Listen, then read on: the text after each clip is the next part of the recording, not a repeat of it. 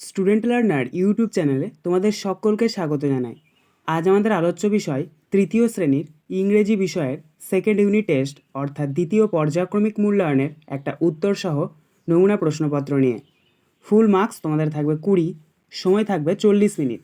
প্রশ্নপত্রটা তোমাদের set number 6। সরাসরি স্ক্রিনে তোমরা উত্তরসহ নমুনা প্রশ্নপত্রটা দেখতে পাচ্ছ।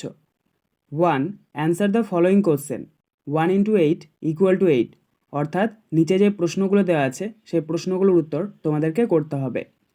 এ, which animal can live many days without water, অর্থাৎ কোন প্রাণী অনেক দিন জল না খেয়ে বেঁচে থাকে। Answer, camel can live many days without water, অর্থাৎ উট অনেক দিন জল না খেয়ে বেঁচে থাকে। B, which insect has 8 eyes, অর্থাৎ কোন পতঙ্গের 8টি চোখ আছে। অ্যান্সার, স্পাইডার হ্যাজ 8 আইস, অর্থাৎ মাকড়সার 8টি চোখ আছে। C, which insect is green in colour, অর্থাৎ কোন পতঙ্গ সবুজ রঙের। Answer, grasshopper is green in colour, অর্থাৎ ঘাসফড়িং সবুজ রঙের। D, which insect spreads malaria, অর্থাৎ কোন পতঙ্গ ম্যালেরিয়া ছড়ায়। অ্যান্সার, মসকুইটো স্প্রিডস ম্যালেরিয়া, অর্থাৎ মশা ম্যালেরিয়া ছড়ায়। E, where trees make their food, অর্থাৎ গাছেরা কোথায় তাদের খাদ্য তৈরি করে। Answer, trees make their food in the leaves, অর্থাৎ গাছেরা তাদের পাতায় খাদ্য তৈরি করে। F, how fishes breathe in water, অর্থাৎ মাছেরা কিভাবে জলে শ্বাসকার্য চালায়। Answer, fishes breathe in water by the help of gills, অর্থাৎ মাছেরা তাদের ফুলকার সাহায্যে জলে শ্বাসকার্য চালায়। G, who can fly in the sky, অর্থাৎ কারা আকাশে উড়তে পারে। Answer, birds can fly in the sky, অর্থাৎ পাখিরা আকাশে উড়তে পারে।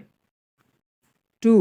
Fill in the blanks with the box, half into 4 equal to 2, অর্থাৎ দেখো নিচে তোমাদেরকে হেল্প বক্স দেওয়া রয়েছে, সেই হেল্প বক্স থেকে শব্দ বেছে নিয়ে শূন্যস্থানগুলো তোমাদেরকে পূরণ করতে হবে।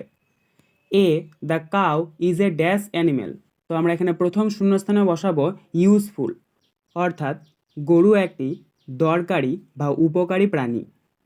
B, I love to drink dash tea, এখানে আমরা দ্বিতীয় শূন্যস্থানে বসাবো হট, অর্থাৎ আমি গরম চা খেতে ভালোবাসি। C, a peacock can dash in rain, তো আমরা এখানে তৃতীয় শূন্যস্থানে বসাবো ডান্স, অর্থাৎ একটা ময়ূর বৃষ্টিতে নাচ করে। D, and dash see at night, তো আমরা এখানে চতুর্থ বা সবশেষের শূন্যস্থানে বসাবো আউল, অর্থাৎ পেঁচারা রাত্রেবেলায় দেখতে পায়। 3. Right in Bengali, half into 4 equal to 2, অর্থাৎ নিচে যে শব্দগুলো দেওয়া রয়েছে সেগুলো তোমাদেরকে বাংলায় লিখতে হবে। তো প্রথমে রয়েছে দেখে নাও ক্লাউড, ক্লাউডটাকে যদি আমরা বাংলায় লিখি তাহলে হবে মেঘ। 2. পিকচার, পিকচারের বাংলা অর্থ হচ্ছে ছবি। 3. ফরেস্ট, ফরেস্ট শব্দটির বাংলা অর্থ হচ্ছে জঙ্গল। 4. নেস্ট, নেস্ট শব্দটির বাংলা অর্থ হচ্ছে পাখির বাসা। 4. Right in English, 1 into 4 equal two 4, অর্থাৎ নিচে যে শব্দগুলো দেওয়া রয়েছে সেই শব্দগুলোকে তোমাদেরকে ইংরেজিতে লিখতে হবে। এ, মৌমাছি, মৌমাছি শব্দটিকে আমরা যদি ইংরেজিতে লিখি তাহলে হবে হানিবি। বি, প্রতিদিন, প্রতিদিনের ইংরেজি হলো এভরিডে। সি, জেলে, জেলে শব্দটির ইংরেজি শব্দ হলো ফিশারম্যান। ডি, কৃষক, কৃষক শব্দটির ইংরেজি শব্দ হলো ফার্মার। 5. এলোমেলো ইংরেজি অক্ষরগুলো সঠিকভাবে সাজিয়ে লেখো, 1 ইন্টু 2 ইকুয়াল টু 2, অর্থাৎ নিচে তোমাদেরকে কতগুলো ওয়ার্ড দিয়ে দেওয়া হয়েছে সেগুলো তোমাদেরকে এলোমেলোভাবে রয়েছে, সেটাকে তোমাদেরকে সঠিকভাবে সাজাতে হবে এবং অর্থপূর্ণ শব্দ তৈরি করতে হবে। তো প্রথমে রয়েছে দেখে নাও A, A I M N L A, তো এটাকে আমরা যদি সঠিকভাবে সাজাই তাহলে পাবো A N I M A L, animal, অর্থাৎ প্রাণী। বি, পি আর এ আর টি ও, তো এই অক্ষরগুলোকে যদি আমরা সঠিকভাবে সাজাই তাহলে পাবো PARROT, প্যারট, অর্থাৎ টিয়া পাখি।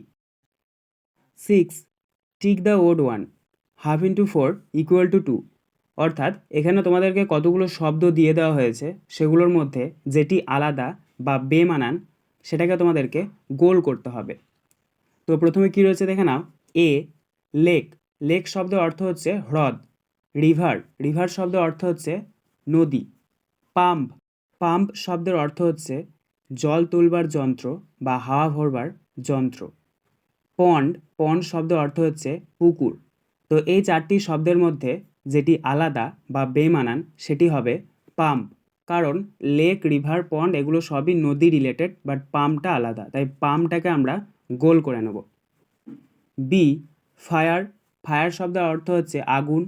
স্নো, স্নো শব্দের অর্থ হচ্ছে বরফ। আইস, আইস শব্দের অর্থ হচ্ছে বরফ। মাউন্টেন, মাউন্টেন শব্দের অর্থ হচ্ছে পর্বত। তো এই চারটে শব্দের মধ্যে যেটি বেমানান বা আলাদা সেটি হচ্ছে ফায়ার। তো ফায়ারটাকে আমরা গোল দাগ করে নেব। সি, ম্যান, ম্যান শব্দের অর্থ হচ্ছে মানুষ। চাইল্ড, চাইল্ড শব্দের অর্থ হচ্ছে ছেলে বা পুত্র। ট্রি, ট্রি শব্দের অর্থ হচ্ছে গাছ। তো দেখো এখানে ম্যান আর চাইল্ড দুটোই মানুষকে বোঝাচ্ছে, বাট ট্রিটা কোনো মানুষকে বোঝাচ্ছে না, তাই ট্রিটা বেমানান বা ওড ওয়ান হবে, তাই ট্রিটাকে আমরা গোল করে নেব। ডি, স্টার, স্টার শব্দ অর্থ হচ্ছে তারা। সান, সান শব্দ অর্থ হচ্ছে সূর্য। গ্রাস, গ্রাস শব্দ অর্থ হচ্ছে ঘাস। দেখো চাঁদ এবং তারা উভয়ই আকাশে আমরা দেখতে পাই, কিন্তু ঘাসটা নিচে থাকে, তাই ঘাসটা হচ্ছে এখানে বেমানান বা ওড ওয়ান, তাই গ্রাসটাকে আমরা গোল দাগ করে নেব। আজকের আলোচনা পর্বটি এখানেই শেষ হলো। আশা করি ভিডিওটি তোমাদের ভালো লেগেছে। যদি ভালো লাগে একটা করে লাইক করে দিও। সবশেষে তোমাদের কাছে একটাই অনুরোধ, যারা এখনও পর্যন্ত আমাদের চ্যানেলটিকে সাবস্ক্রাইব করে উঠতে পারোনি তারা চ্যানেলটিকে সাবস্ক্রাইব করে পাশে থাকা নোটিফিকেশন বেলকে অল প্রেস করে নিও এই ধরনের নতুন নতুন ভিডিও পাওয়ার জন্য। ধন্যবাদ।